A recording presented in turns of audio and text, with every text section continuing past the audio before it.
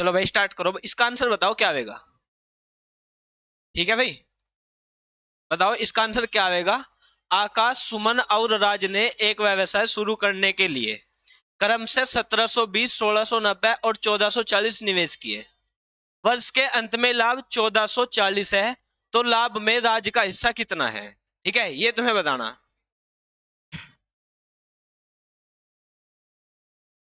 बताओ क्या आएगा।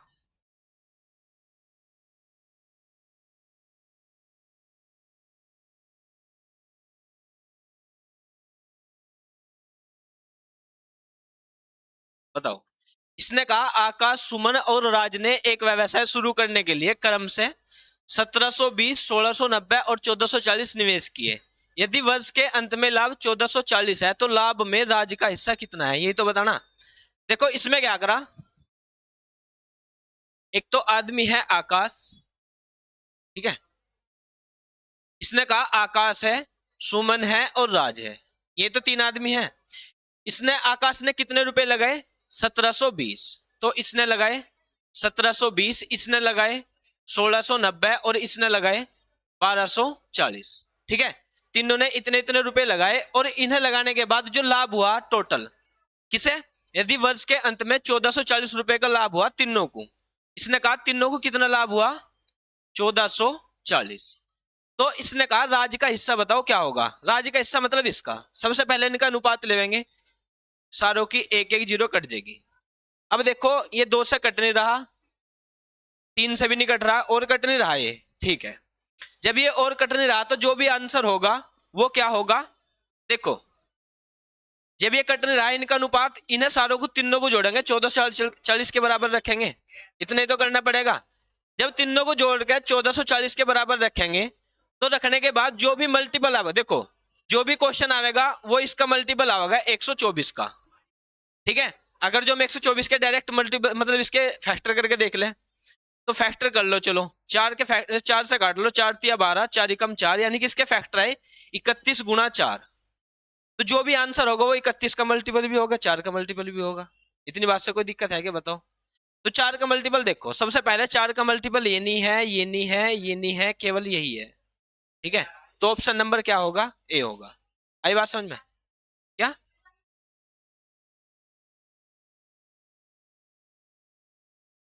चलो एक बार देखेंगे क्वेश्चन में कभी गलती हो।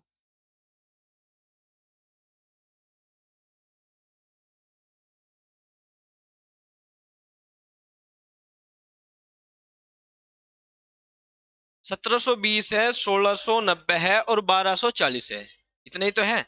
इनके तीनों की जीरो जीरो काट के अनुपात बना 172, 169, 124। तीनों को जोड़ के किसके बराबर रखा, 1440 के। ठीक है, तो 1440 के बराबर रख के 1440 को काटेंगे। चलो जब एक बार बताओ, जब पूरा नहीं कट रहा तो पॉइंटों में कटेगा, तो हम क्या करेंगे, सबसे पहले इन्हें जोड़ेंगे और करने के बाद देख लो, मैं बाद में बता दूंगा। ठीक है, अभी इतने में दिक्कत आई कोई बताओ। ठीक है, बी डी 384, 384 आएगा, क्योंकि पूरा नहीं कटने का 31 आएगा, और जब हम 31 में गुणा करेंगे, एक 4 गुना है तो 4 गुना ही निकाल देंगे। ठीक है, मैं बाद में बता दूंगा, कोई नहीं। एक कार शहर ए से शहर बी तक 150 किलोमीटर की दूरी 60 किलोमीटर प्रति घंटा की चाल से तय करती है। वापसी की यात्रा में भारी ट्रैफिक के कारण कार की चाल कम हो जाती है। यदि आने जाने में कुल यात्रा का समय 7 घंटे 30 मिनट है, तो वापसी यात्रा के दौरान कार की चाल कितनी है। ठीक है, बताओ क्या होगा। आवाज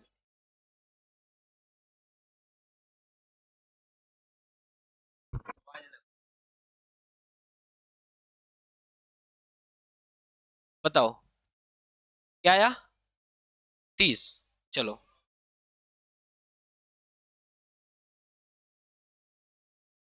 इसने कहा एक कार शहर ए से शहर बी तक 150 किलोमीटर की दूरी 60 किलोमीटर प्रति घंटा की चाल से तय करती है। वापसी की यात्रा में भारी ट्रैफिक के कारण कार की चाल कम हो जाती है।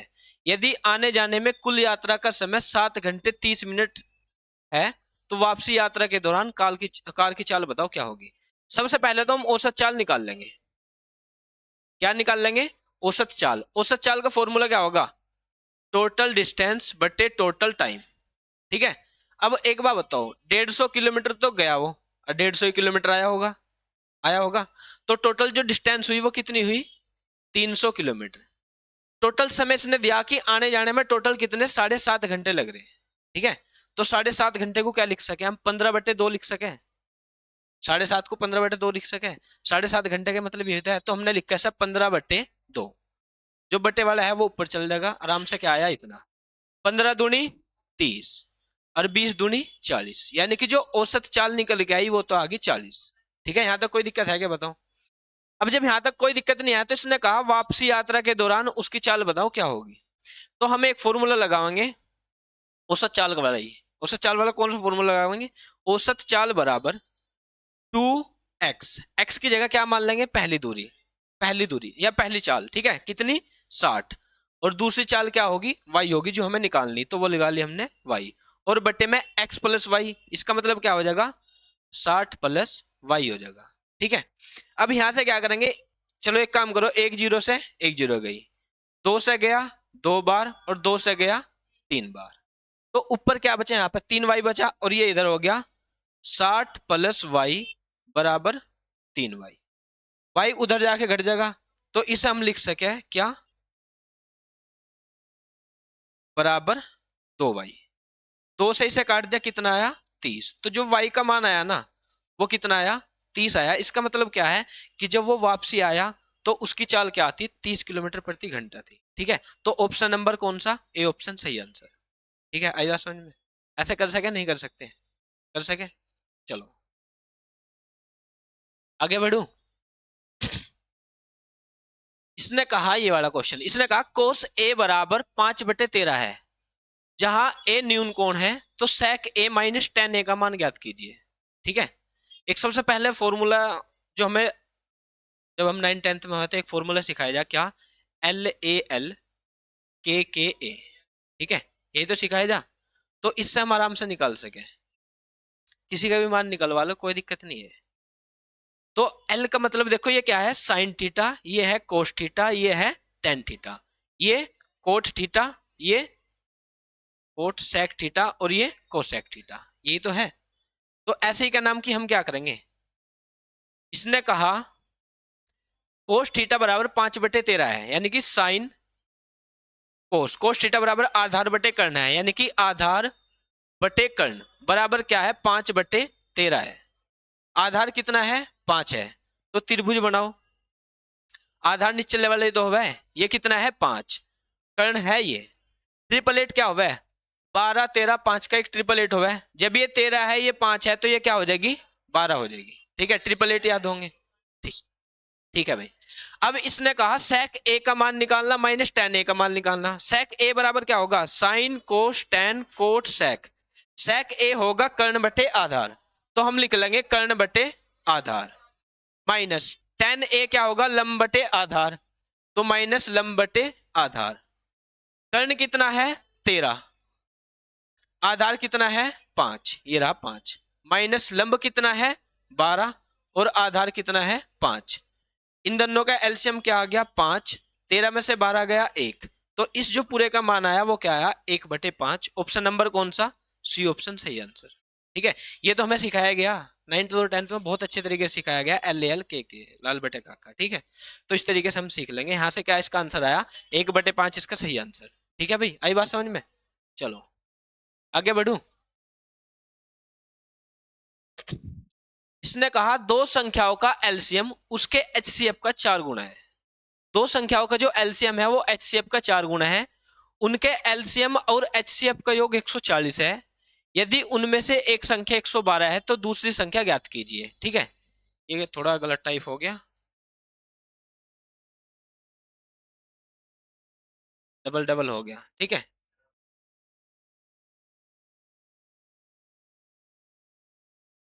Option A. चलो भाई देखो इसने क्या कहा, इसने कहा दो संख्याओं का एलसीएम एचसीएफ का 4 गुना, तो जो एलसीएम है ना एलसीएम को एल से दर्शा लेंगे और एचसीएफ को एच से दर्शा लेंगे। तो इसने कहा दो संख्याओं का एलसीएम एचसीएफ का 4 गुना है, अगर जो हम एचसीएफ में 4 से गुना कर देंगे तो एलसीएम के बराबर हो जाएगा। अगर जो हम एलसीएम और एचसीएफ का अनुपात निकाल ले तो क्या, L बटे एच बराबर 1/4/1, यही तो होगा। क्या होगा, 4/1।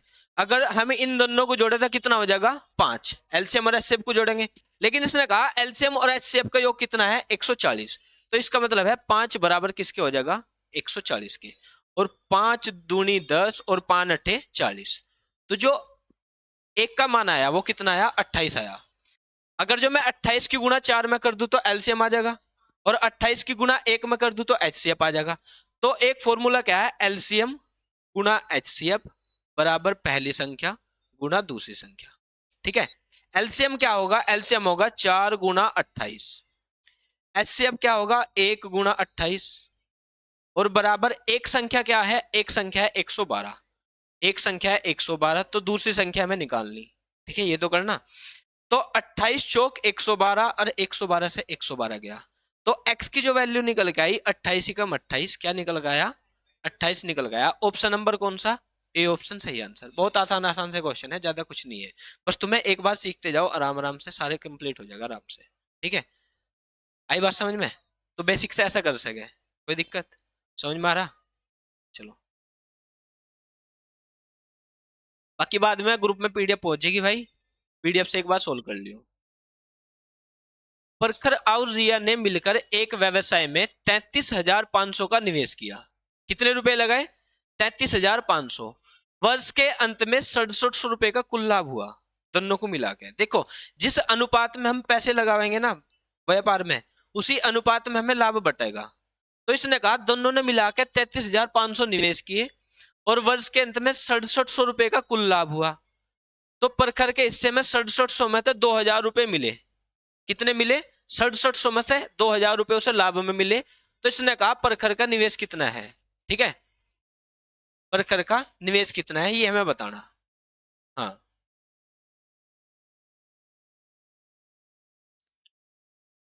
करो ये बी डी। चलो देखो, एक तो है परखर, एक है रिया, ये दो आदमी हैं। इन्होंने क्या करा, 33,500 रुपए का निवेश करा। दोनों ने मिलाकर कितने रुपए लगाए, 33,500, यही तो लगाए। अब इसने कहा वर्ष के अंत में 6700 रुपए का लाभ हुआ। दोनों को कितने का लाभ हुआ, 6700 रुपए का लाभ हुआ। ठीक है, यही तो हुआ। इसने कहा 6700 रुपए के लाभ में से परखर का हिस्सा कितना है, 2000 रुपए। तो परखर को कितने मिले, 2000 रुपए मिले। 6700 में से 2000 इसे मिल गए, तो इसे रिया को कितने मिले होंगे, 4700। ठीक है, कितने, 4700। यह बात दिमाग में आई। हमने कहा जिस अनुपात में पैसे लगावेगा उस अनुपात में ही लाभ बटेगा, लेकिन हमें पैसे का तो पता नहीं, लाभ का तो पता। जिस अनुपात में लाभ मिला उसी अनुपात में पैसे लगावेगा।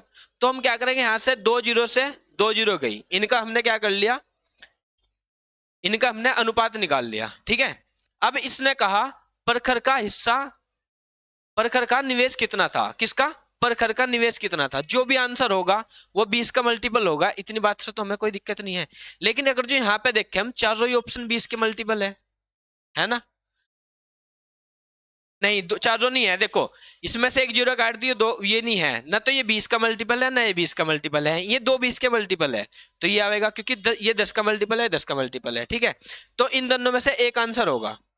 सबसे पहले हम क्या करेंगे, इन दोनों को जोड़ो, 20 और 47 कितने हो जाएंगे, 67 हो जाएंगे। तो 67 बराबर किसके रखेंगे, 67 बराबर रखेंगे 33,500 के। ठीक है, यहां से हमारा एक का अनुपात आ जाएगा, एक का जो हिस्सा है, एक का जो मान है वो निकल के आएगा। और ये कितना गुना है, 5 से कट जाएगा, 67 पंजे 335। ठीक है, और बराबर किसके, 500 के। 2 जीरो जो की तो एक का मान कितना आया, 500। तो हमें निकालना 20 का मान। तो 20 में जब हम 500 की गुणा कर देंगे तो कितना आ जाएगा, 5 दूनी 10, 10 के आगे कितनी, 3 जीरो। तो ऑप्शन नंबर कौन सा, डी ऑप्शन सही आंसर। ये वाले भी क्या हो गया, कैंसिल। ठीक है भाई, आई बात समझ में, कोई दिक्कत। अगर जो यहाँ से सपोज करो इसमें भी दो, ये 20 का मल्टीपल ना होता तो फिर यहीं से आंसर चट गया था। 20 का मल्टीपल होगा, बिल्कुल 100% होगा। ठीक है, चलो आगे बढ़ो भाई।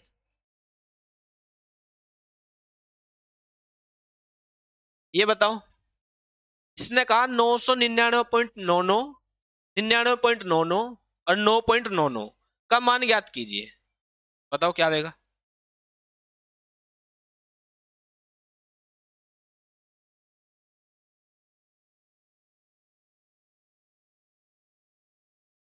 चलो देखो, पॉइंटों में जोड़ने का क्या है, पॉइंट के नीचे पॉइंट होना चाह, ठीक है, पॉइंट के नीचे क्या होना चाह, पॉइंट होना चाह।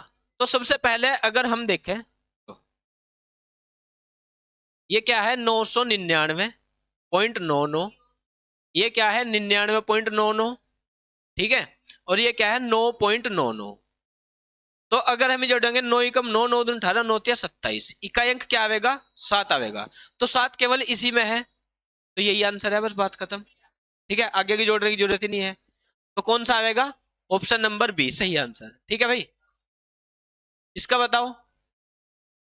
एक निर्माता एक ट्रांजिस्टर को 20% लाभ पर 840 में एक दुकानदार को बेचता है, फिर दुकानदार उसे 10% लाभ पर ग्राहक को बेचता है।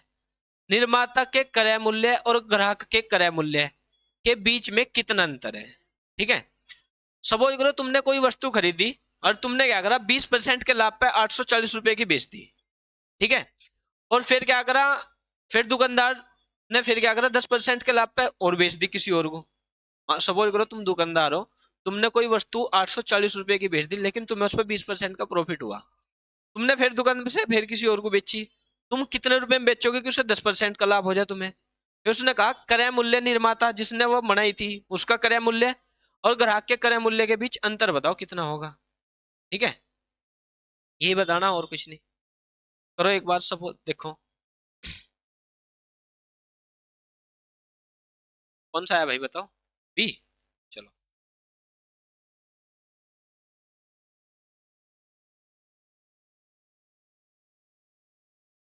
दीपक बताओ कितना है भाई।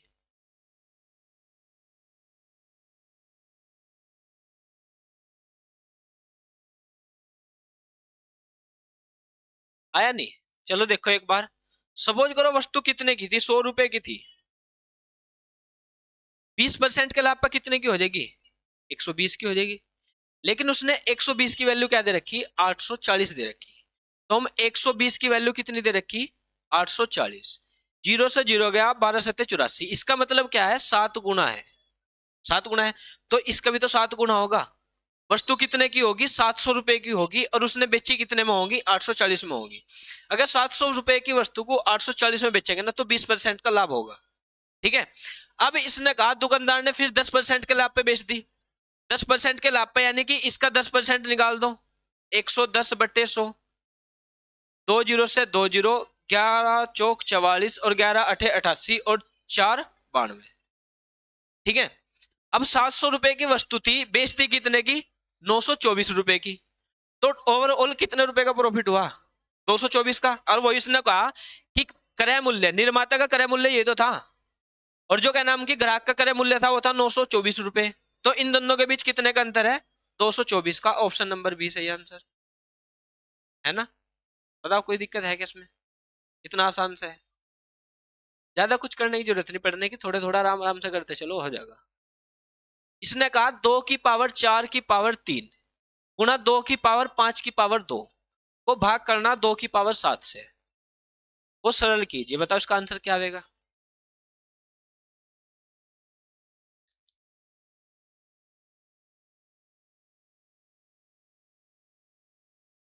बताओ।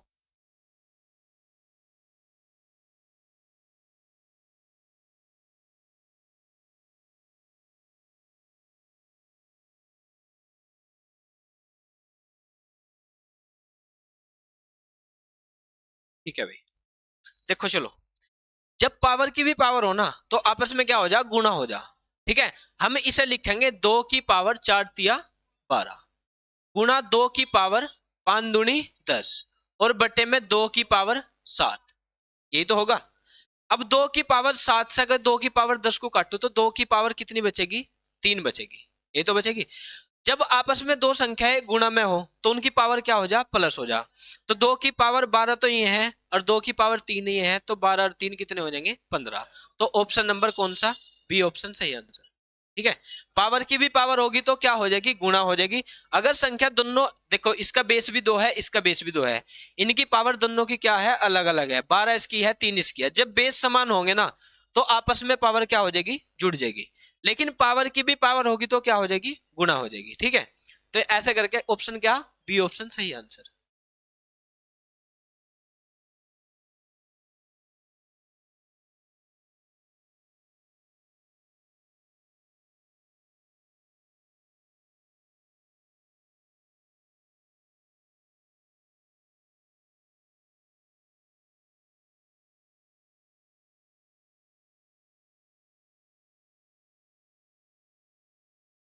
चलो, एक परीक्षा में स्कूल एक्स से उत्तीर्ण छात्रों का प्रतिशत उस स्कूल में उपस्थित छात्रों के प्रतिशत का 80% है।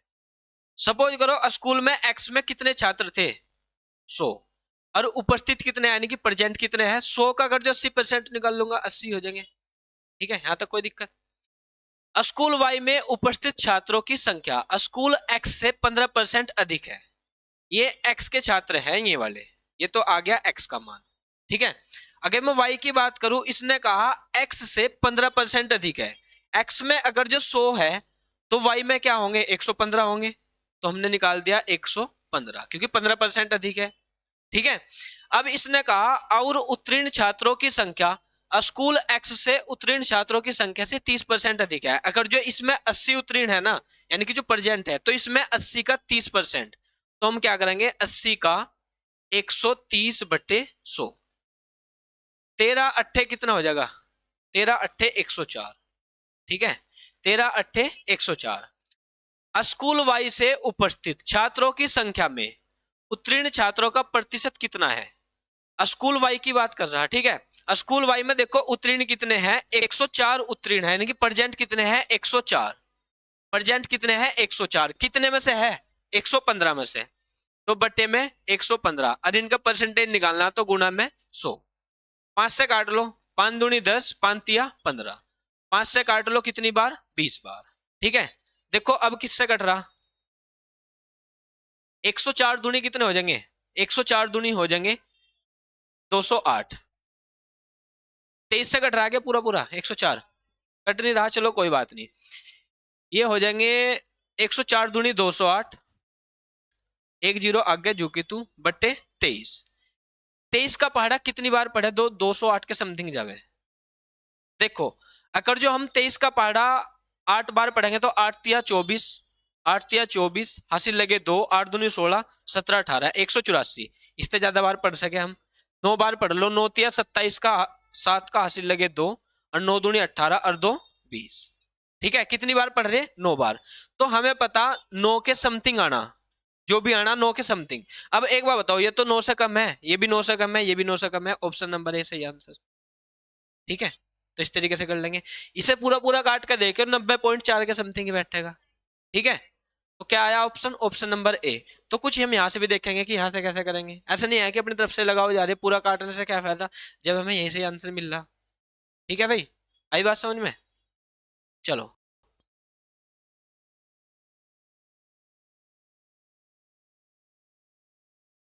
यदि x मीटर लंबी एक ट्रेन 59 मीटर प्रति सेकंड की चाल से चलते हुए एक रेलवे प्लेटफॉर्म को 9 सेकंड में पार करती है, यदि रेलवे प्लेटफॉर्म की लंबाई 279 मीटर है तो x का मान ज्ञात कीजिए। देखो जब भी कभी कोई रेल किसी प्लेटफॉर्म को या किसी सुरंग को पार करेगी तो वह अपनी लंबाई और प्लेटफॉर्म की लंबाई या सुरंग की लंबाई दोनों को मिला के पार करेगी। तो इसने कहा x मीटर लंबी प्लेटफॉर्म है, फॉर्मूला तो वही लगेगा, चाल बराबर दूरी बटे समय। ठीक है, फॉर्मूला क्या लगेगा, वही लगेगा, चाल बराबर दूरी बटे समय। ठीक है, अब एक बार बताओ, चाल कितनी है, चाल है 59 मीटर प्रति सेकंड, ये तो होगी चाल, बराबर दूरी क्या है, दूरी x मीटर, तो वो है x मीटर की क्या है, रेलगाड़ी है, और भाई 279 मीटर की क्या है, प्लेटफॉर्म है। तो x प्लस 279 और बटे कितने सेकंड में पार कर रही, 9 सेकंड में पार कर रही, बस इसे सोल्व करना है, x का मान यहां से आ जाएगा। ठीक है, तो 9 नम 81, 9 नम 81 का 1 का हासिल लगे 8, 9 पंजे 45 और 8 कितने हो जाएंगे 53। ठीक है, कितने हो गए 53। और ये 200 देखो ये बराबर क्या हो जाएगा x प्लस 279, ये इधर लाके घट जाएगा। 11 में से 9 गया कितना बचा 2, यहाँ पे 12 में से 7 गया 5 और 4 में से 2 गया 2। तो ऑप्शन नंबर 252 कौन सा है, ऑप्शन नंबर सी 252। ठीक है, इस तरीके से कर लेंगे। तो फॉर्मूला बहुत पुराना है, कभी जब क्या नाम की 8वीं 9वीं में थे जब भी बता दिया ऐसे, तो चाल बराबर दूरी बटे समय। ठीक है, अब तो और भी एडवांस मतलब हो गया सिस्टम। आई बात समझो भाई, आगे बढ़ू। रवि के पिता की आयु रवि की आयु की 4 गुनी है। जो रवि के पिता थे ना उनकी आयु क्या थी, रवि की आयु की 4 गुनी। ये रवि हो गया, ये इसके फादर हो गए। ठीक है, रवि के पिता की आयु रवि की आयु की 4 गुनी। तो रवि की आयु सपोज करो x है, तो पिता की आयु 4x होगी, यही तो होगी। अब इसने कहा 5 वर्ष बाद, तो हम क्या करेंगे 5 वर्ष बाद जाएंगे। ये अगर रवि अभी x का है तो 5 वर्ष बाद x प्लस 5 का होगा। ये रवि के पिताजी अभी 4x के हैं, तो 5 वर्ष बाद 4x प्लस 5 के होंगे, क्योंकि 5 वर्ष जुड़ जाएंगे। ठीक है, इसने कहा रवि की आयु 5 वर्ष बाद पिता की आयु रवि की आयु की 3 गुनी। जो रवि की आयु है ना वो पिता की आयु की कितनी है 3 गुनी है, तो हम रवि की आयु में 3 से गुणा कर देंगे। यहां से जब हम इसे पूरे को सोल्व करेंगे तो x की वैल्यू निकल के आएगी। तो 3x प्लस 15 बराबर 4x प्लस 5। 3x जब उधर जाएंगे तो x बचेगा, और 15 में से जब 5 घटेगा तो कितना बचेगा 10। तो जो x की वैल्यू आई वो कितनी आई 10। ठीक है, x की वैल्यू कितनी आई 10 आई। और इसने क्या कहा, इसने कहा रवि की आयु बताओ क्या है। रवि की आयु हमने x ही तो माननी थी, तो x बराबर 10 है, तो इसका भी ऑप्शन क्या डी ऑप्शन सही आंसर। ठीक है, समझ में आया या दोबारा बताना, बताओ।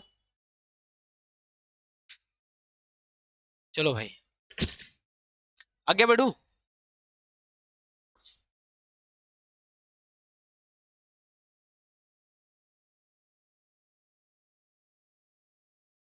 यदि किसी संख्या के 20% को 84 में जोड़ा जाए तो परिणाम वही संख्या होगी, उसी संख्या का 65% ज्ञात करो।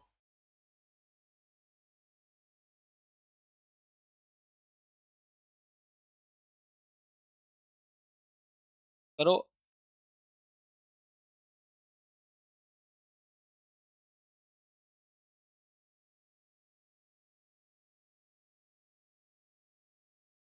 ऑप्शन बी, चलो।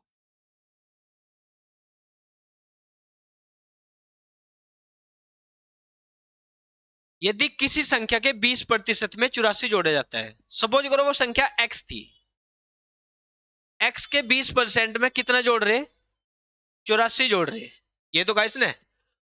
तो परिणाम वही संख्या प्राप्त होगी, कौन सी वही संख्या जो हमने मानी। तो जो कि तो क्या प्राप्त होगी x ही प्राप्त होगी। तो यहां से हम x निकाल लेंगे। चलो 20 कम 20, 20 पंजे 100। तो यहाँ पे क्या बचा x बटे 5 बचा।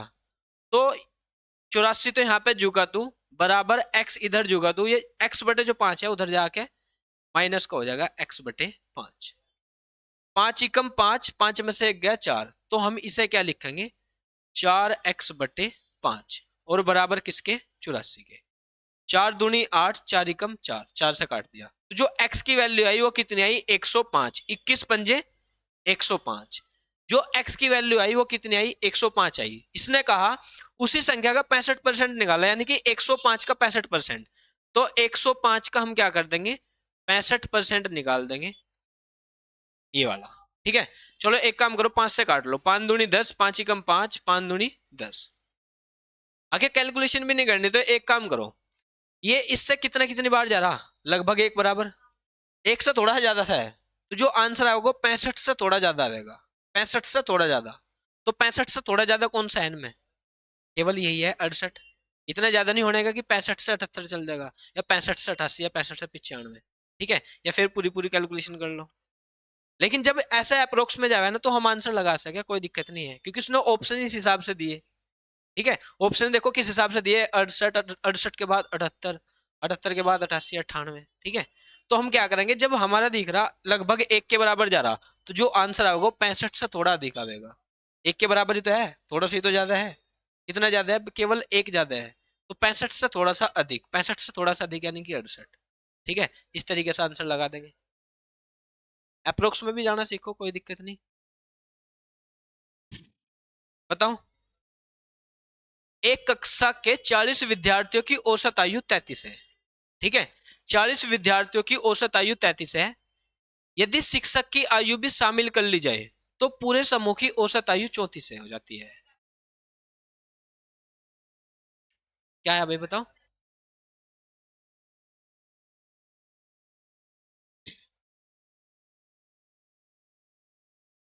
देखो, ऐसे क्वेश्चन को ना हम बाय ऑप्शन कर सके। कैसे? इकाई अंक से केवल, जब सभी के इकाई अंक अलग अलग है, इसके 4 है, इसके 3 है, इसके 7 है, इसका 6 है, तो हम इसे बाय इकाई अंक से कर सके। कैसे? इसने कहा 40 विद्यार्थी है। कितने विद्यार्थी? 40। इनकी औसत आयु कितनी है? 33। अगर जो मैं औसत आयु से विद्यार्थियों में गुणा करूंगा तो टोटल आयु निकल के आ जाएगी, टोटल जितनी भी होगी। अगर जो मैं 40 की 33 से गुणा करूंगा तो इकाई अंक 0 आवेगा। बिल्कुल आवेगा। इकाई अंक कितना आवेगा? 0। क्योंकि मैं 40 की 33 से गुणा करूंगा, इकाई अंक क्या आवेगा? 0 आवेगा। ठीक है। अब इसने कहा इसमें शिक्षक भी शामिल कर लिया, तो पहले 40 जने थे तो शिक्षक शामिल कर लेंगे तो कितने जने हो जाएंगे? 41 जने। उनकी औसत आयु कितनी हो जाएगी? 34। इनका इकाई अंक क्या आ जाएगा? 4 एकम 4। ठीक है, यही तो आएगा। अब ज्यादा कौन सा है? ज्यादा तो निचले वाला है, क्योंकि ऊपर 40 में 33 तक गुणा करी और नीचे 41 में 34 तक गुणा करी, तो गुणा करने के बाद ज्यादा तो यही आएगा। और ज्यादा वाले में से हमेशा जब कम वाला घटावेंगे तो शिक्षक की आयु निकल के आ जाएगी। तो हम क्या करेंगे, 4 में से जब 0 घटावेंगे तो 4 ही तो आएगा। इकाई अंक क्या आएगा? 4 आएगा। और ऑप्शन में किस में है इकाई अंक 4?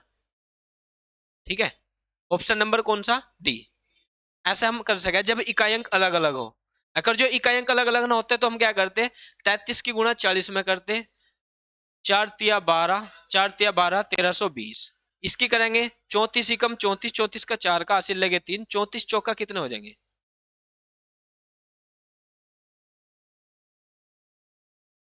कितना? 34 एकम 34, 34 का 4 का हासिल लगे 3, 4 चौक 16 और 4 तिया 12 एक 13, 136। 136 और 3 कितने हो जाएंगे? 40। ठीक है, ये गुना करके आया। ठीक है, अब हम इसमें से अगर जो इसे घटा देंगे तो शिक्षक की आयु निकल के आ जाएगी। तो शिक्षक की आयु कैसे? 4 में से 0 गया 4, 9 में से 2 गया कितना? ठीक है, 9 में से 2 गया, कितने बचेंगे? 7।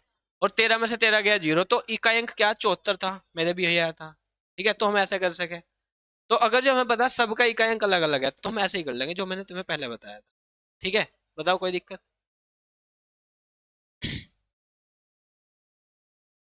किसी धनराशि को 4 वर्षों के लिए एक निश्चित दर से साधारण ब्याज पर निवेश किया जाता है। यदि इसे 3% वार्षिक, ठीक है, यदि इसे 3% वार्षिक अधिक ब्याज दर पर निवेश किया जाता है तो 960 अधिक प्राप्त होते हैं। मूलधन ज्ञात कीजिए। देखो, जब हमें मूलधन का नहीं पता ना, तो तुम मान लो कि मूलधन कितने रुपए था? 100 रुपए। कितने रुपए था? 100 रुपए।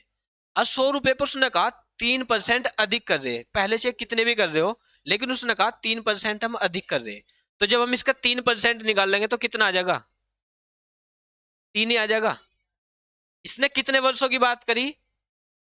4 वर्षों की बात करी। जब एक वर्ष में 3 हो रहा तो 4 वर्षों में क्या हो जाएगा? 12। अरे इस 12 की वैल्यू इसने क्या दे रखी? 960 दे रखी, तो ये बराबर 960। 12 सत्ते 84, 12 अट्ठे 96। एक की वैल्यू क्या आई? 80। इसने कहा मूलधन बताओ। मूलधन हमने क्या मानना था? 100।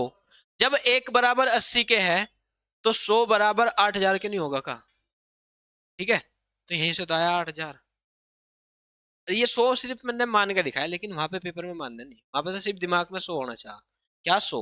100 का 3% 3 आएगा। और वर्ष कितने हैं? 4, यानी कि 12 जो बढ़ेगा वो क्या बढ़ेगा? 12% बढ़ेगा।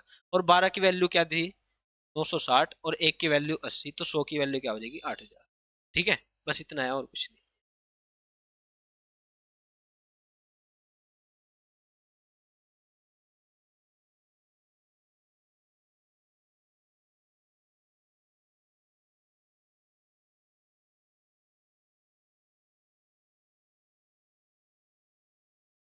एक दुकानदार एक वस्तु का मूल्य 5360 अंकित करता है।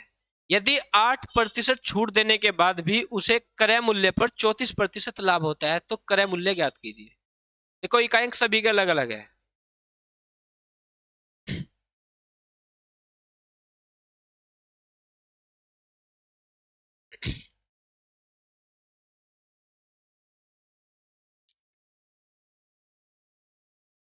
बताओ क्या आया।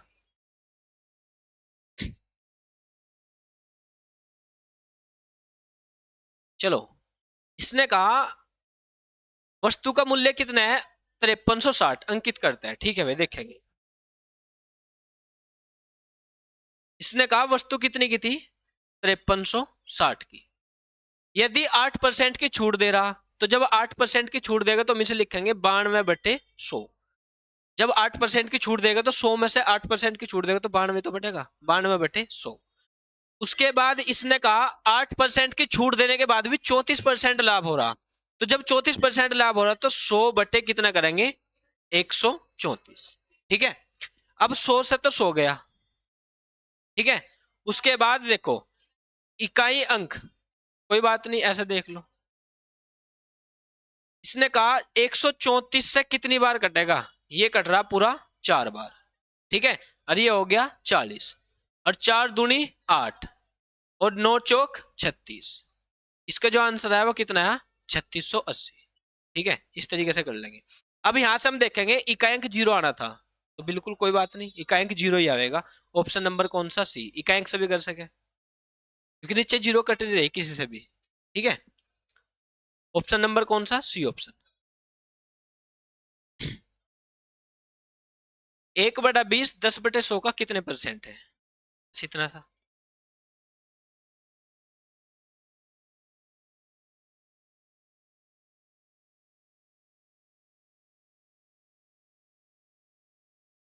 इसने कहा 1/20 10/100 का कितने परसेंट है, ये तो इसने कहा बीच बीच की गुणा, बार बार की गुणा, 100 एकम 100, और 20 दूनी 20 दाई 200, और गुणा 100।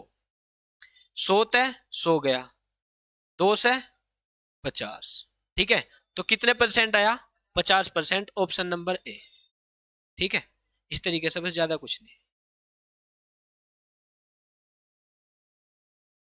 चतुर्भुज पी क्यू आर एस में आर और एस के समद्विभाजक बिंदु टी चतुर्भुज के भीतर, ठीक है, पर मिलते हैं, और कोण एस टी आर, किसकी बात कर रहा, कोण एस टी आर, कोण एस टी आर बराबर 24 है, तो कोण पी और कोण क्यू का अनुपात 3:4 है, तो क्यू और पी की मापों में अंतर बताओ क्या होगा, बताओ। एक बार बताओ, जब हम क्वेश्चन को पूरे को सोल्व करेंगे तो हमें अंतर क्या देखना, 3 और 5 का, तो 3 और 5 का अंतर क्या है, 2, तो जो भी आंसर होगा 2 से कटने वाला होगा, तो ये भी 2 से नहीं कट रहा है, ये भी 2 से नहीं कट रहा है, ये भी 2 से नहीं कट रहा है, तो ऑप्शन नंबर बी सही आंसर। ठीक है, अगर जो बेसिक से ही करना तो कैसा करेंगे, एक चतुर्भुज है ये वाला, क्या है, पी क्यू आर और एस। ठीक है, ये है। इसने फिर कहा एक बिंदु टी इसके बीचम बीच है, यहाँ पे ये क्या है, बिंदु टी। फिर इसने कहा एस टी आर बराबर 24 है, S T R, S T R यानी कि ये कितना है, 24 डिग्री का कोण है, ये तो कहा। अब इसने कहा P और क्यों की माप का अनुपात है 3:5, यानी कि ये क्या है, 3, और ये क्या है, 5, ये अनुपात दिया इसने। तुम क्या करोगे, जो ये संख्या निकल गई ना, जो T वाली है, एस टी आर जो कोण है ना, इन दोनों कोणों के योग का आधा होगा हमेशा। क्या होगा, ये जो दो कोण है ना, इन कोणों के योग का आधा क्या होगा, ये वाला कोण होगा। तो हमने देखा 5 और 3 8, 8 का आधा क्या आ जाएगा, 4, तो 4 बराबर किसके दे रखा, 24 के दे रखा, तो कोई बात नहीं। 1 बराबर किसके आ जाएगा, 6 के आ जाएगा, 1 बराबर किसके आया, 6 के। इसका अंतर कितना है, 2, और वही हमें बताना, जब 1 बराबर 6 के हैं तो 2 बराबर किसके होगा, 12 के। तो ऐसे तो हम कर सके पूरा पूरा। नहीं तो हमने देखा है यहाँ पे अंतर कितना है, 2, तो जो भी आंसर होगा 2 का मल्टीपल होगा। ठीक है, इतने में कोई दिक्कत? क्या?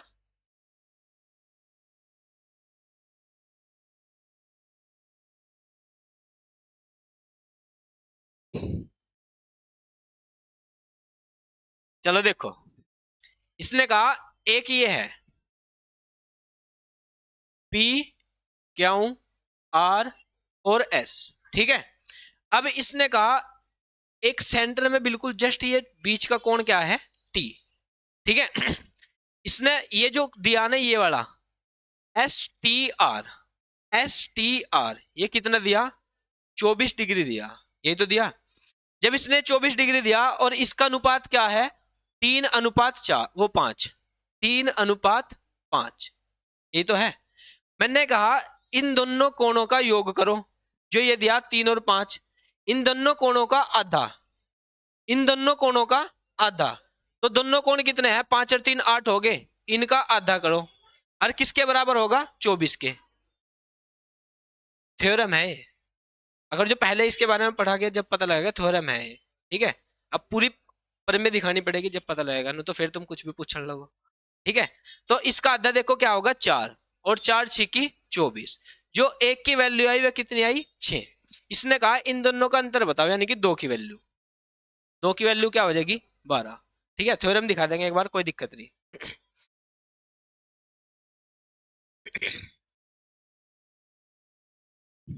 इस क्वेश्चन को करके लेकर आना घर से। ठीक है, आगे बढ़ो। ज्यादा कुछ नहीं है, आराम से करना, आराम से हो जाएगा। ठीक है, इसने कहा यदि a प्लस 1/a बराबर कितना है, 12, तो इसने कहा a² प्लस 1/a² बराबर क्या होगा, 142। चलो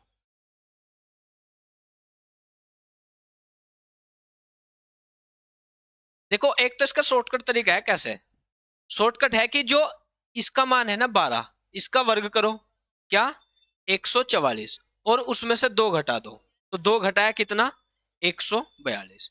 लेकिन अगर जो तुम्हें पूछना है कि ये कहां से आया, तो क्या करेंगे, सबसे पहले सबसे पहले क्या करेंगे, इस पूरे का वर्ग करेंगे, और इसका भी वर्ग करना पड़ेगा जब इसका करा, तो जब हम इसका वर्ग करेंगे तो ये निकल के क्या होगा, a² प्लस b² का मतलब है 1/a² प्लस 2, a का मतलब क्या है a, और b का मतलब क्या है 1/a, यही तो होगा, और बराबर क्या हो जाएगा, 12 का स्क्वायर 144। a से a गया, बचा क्या, a² प्लस 1/a² बराबर 144। ये 2 इधर प्लस का है तो इधर जाके माइनस का, तो 144 में से 2 गए 142, और वो किसका मान है, a² प्लस 1/a² का। ठीक है, तो ऐसे है, वैसे डायरेक्ट कर लेंगे, ऐसे क्या करेंगे, इसका वर्ग करो -2 कर दो, बस बात खत्म। इसमें क्वेश्चन पूछे जा 3 पावर भी पूछे, 4 पावर भी पूछ ले। ठीक है, उनका भी बता देंगे। थॉमस 38 वर्ष का है, उसका भतीजा उससे 26 वर्ष छोटा है। ठीक है, उसका जो भतीजा है ना, उससे कितने वर्ष छोटा है, 26 वर्ष छोटा है। कितने वर्षों में थॉमस की आयु उसके भतीजे की आयु की 3 गुने से 14 वर्ष कम होगी।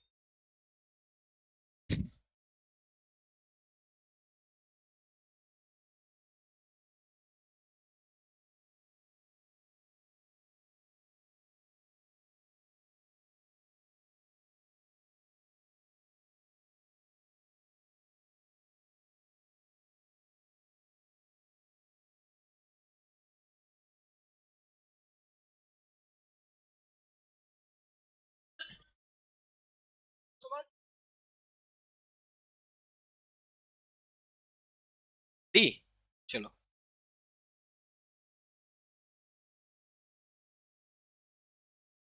इसने कहा थॉमस 38 वर्ष का है, तो जो थॉमस है ना, वो कितने वर्ष का है, 38 वर्ष का।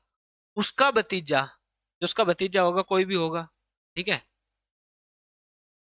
ठीक है, उसका भतीजा 26 वर्ष छोटा है। तो जब ये 38 वर्ष का है, तो 38 में से अगर 26 घटा में कितने बचेंगे, 12, तो ये 12 वर्ष का होगा, यहां तो कोई दिक्कत। अब इसने कहा कितने वर्षों में थॉमस की आयु, कितने वर्षों में, सपोज करो एक्स वर्षों में। कितने वर्षों में? एक्स वर्षों में। उसने कहा कितने वर्षों में थॉमस की आयु भतीजे की आयु की 3 गुने से 14 वर्ष कम होगी। कितने वर्षों में? एक्स वर्षों में, मान लो इसमें भी एक्स होंगे। तो इसने कहा कितने वर्षों में भतीजे की आयु, कितने वर्षों में थॉमस की आयु उसके भतीजे की आयु की 3 गुनी, तो भतीजे की आयु की 3 गुने से 14 वर्ष कम होगा। तो हम क्या कर देंगे? 14 घटा देंगे और ये दोनों किसके बराबर हो जाएंगे? एक दूसरे के बराबर हो जाएंगे। ऐसे ही तो करेंगे। या इधर 13 घटाया, देखो इधर हमने 14 घटाया, तो हम ऐसे भी कर सकते हैं 14 इधर जोड़ देते, जब भी कोई दिक्कत नहीं होती। एक तरफ घटाया तो दूसरी तरफ जोड़ लो, कोई दिक्कत नहीं है। अब इसने देखो क्या करा, 38 प्लस एक्स तो जूका तू, 38 प्लस एक्स जूका तू, 12 या 36 प्लस 3x और माइनस 14। 36 इधर है, इधर जाके क्या हो जाएंगे? इधर 36 प्लस क्या है, इधर जाके क्या हो जाएंगे? माइनस के। तो ये 38 में से जब 36 जाएंगे तो 2 बचेगा, बराबर x इधर प्लस का है, इधर जाके माइनस का हो जाएगा। 3x में से 1x गया, 2x। 14 इधर देखो माइनस के है, तो इधर जाके प्लस के हो जाएंगे। तो इसका मतलब क्या है? 14 और 2 क्या हो जाएंगे? 16 हो जाएंगे। 2x की वैल्यू 16 है, तो 1x की वैल्यू क्या होगी? 8। इसने क्या कहा? कितने वर्षों बाद? तो x की जो वैल्यू निकल गई वही आंसर है, क्योंकि हमने माना था x वर्षों बाद, और x की वैल्यू क्या निकल गई? 8। तो 8 इसका क्या हो जाएगा? आंसर। ठीक है, आई बात समझ में?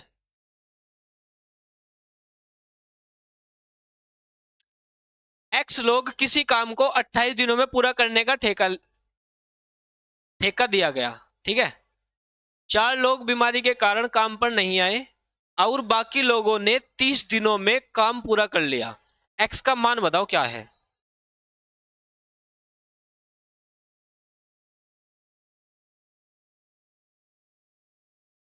इसने कहा x लोगों को किसी काम को 28 दिनों में पूरा करने का ठेका दिया गया। 5 लोग बीमारी के कारण काम पर नहीं आए और बाकी लोगों ने 30 दिन में काम पूरा कर लिया। तो x का मान बताओ क्या होगा?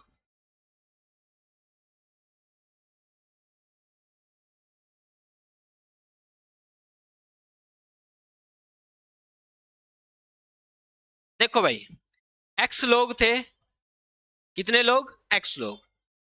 28 दिनों में काम करने का पूरा दिया गया कि तुम 28 दिनों में कर लो, कोई दिक्कत नहीं है। ठीक है, x लोगों को कहा कि 28 दिनों में काम करो, कोई दिक्कत नहीं। फिर उसने कहा लेकिन 5 लोग बीमारी के कारण नहीं आए, तो पहले x थे, अब क्या हो जाएंगे? x माइनस 5 हो जाएंगे। ये काम पे नहीं आए, x माइनस 5। जो जितने लोगों ने काम करा वो कितनों ने करा? अगली बार x माइनस 5 ने करा, और काम कितने दिनों में कर लिया? 30 दिनों में कर लिया, तो कोई दिक्कत नहीं है। अब यहां से देखो 28x बराबर 30x और माइनस 150, ये हो जाएगा 30 पंजे 150। अब इसके बाद 2x, देखो हमने क्या करा? 28 को उधर ले गए, तो जब 28 को उधर ले जाएंगे तो 150 इधर आ जाएगा, तो ये क्या हो जाएगा? प्लस का 150, और 28 उधर गए तो ये कितना आ जाएगा? 2x। 2x से इसे काटेंगे तो कितना? 75। x की जो वैल्यू आई वो कितनी आ गई? 75 आ गई। यानी कि स्टार्टिंग में 75 लोग थे। स्टार्टिंग में कितने लोग थे? 75 लोग थे। ठीक है,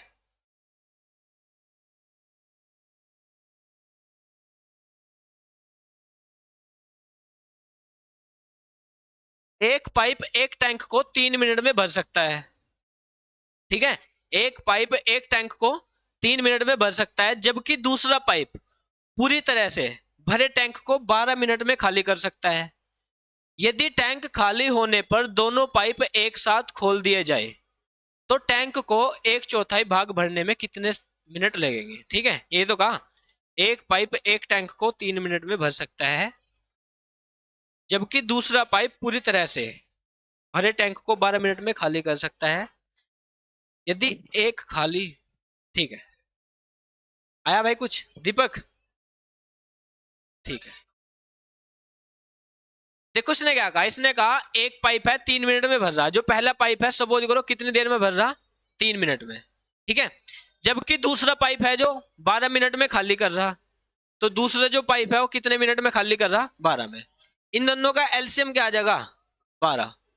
ठीक है, 3 से काटेंगे 12 को तो कितनी बार? 4 बार। ठीक है, और 12 से काटेंगे एक बार, ये तो भर रहा और ये खाली कर रहा।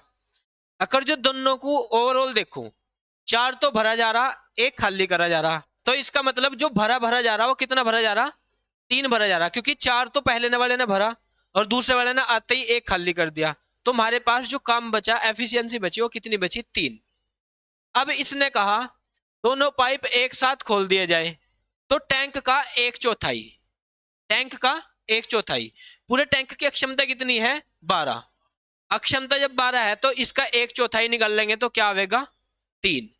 अब इस 3 को भरना इसके हिसाब से, तो 3 काम है और एक दिन में 3 ही काम कर रहे हैं, तो पूरा काम कितने दिन में हो जाएगा, एक दिन में। तो इसका जो आंसर आएगा वो क्या आएगा, ए। ठीक है, एक इसका सही आंसर आ जाएगा, आएगा ना।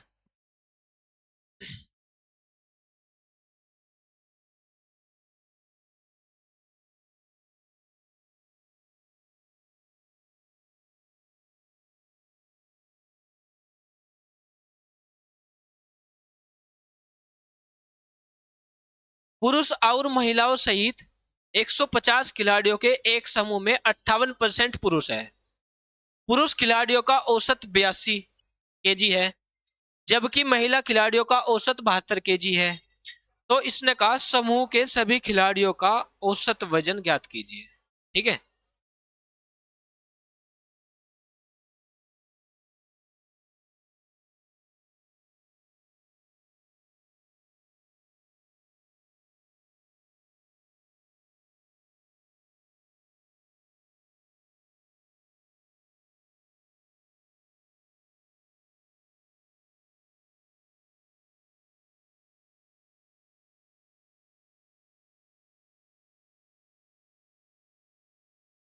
चलो देखो,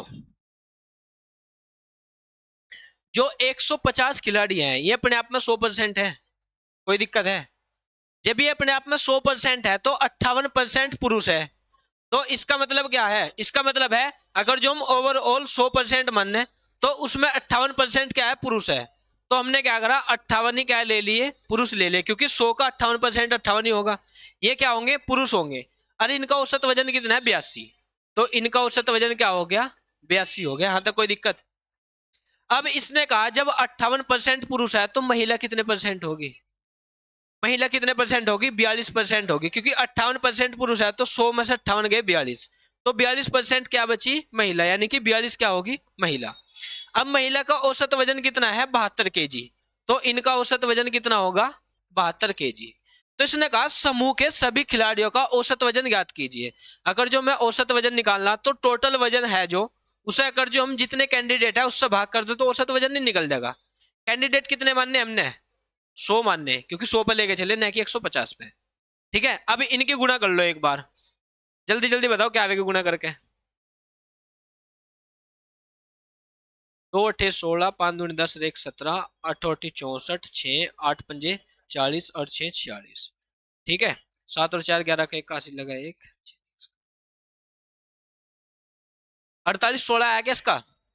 ठीक है, और ये 42 72, 2 दूनी 4, 2 8, ठीक है, 7 दूनी 14, एक, ठीक है, 4 8 4 12 का 2 का हासिल लगे 30 24। ठीक है, यही तो है। अब इन दोनों को जोड़ेंगे, 4800, ओ 4816 में इतना जोड़ेंगे तो 16 और 4 20, 40 48, इन्हें सारों को जोड़कर कितना आया, इतना 40। ठीक है, और बटे 100, गलती होगी क्या, बनने ये 8 दूनी 16, 5 दूनी 10, 1 मिनट 1 मिनट, 8 दूनी 16 हासिल लगा 1, ठीक है भाई, मैंने हासिल 6 जोड़ देता। 8 दूनी 16 हासिल लगा 1, 5 दूनी 10 11, 8 8 64, 6 8 पंजे 40 और 6 40। ठीक है, अब तो ठीक है। 47 56 आया, इसे इसमें जोड़ दो, 47 56 को कितना आएगा, 77 80। ठीक है, 77 80। अब एक काम करो, देखो बटे में क्या है, बटे में है 100। 100 का मतलब है 2 अंक पहले क्या लगेगी, 0। तो जब हम 2 अंक पहले जीरो लगाएंगे तो कितना आएगा 77.80। इसमें तो 77.80, ये वाला है ऑप्शन नंबर बी। ठीक है, आई बात समझ में? बस आज के लिए इतना ही, ठीक है।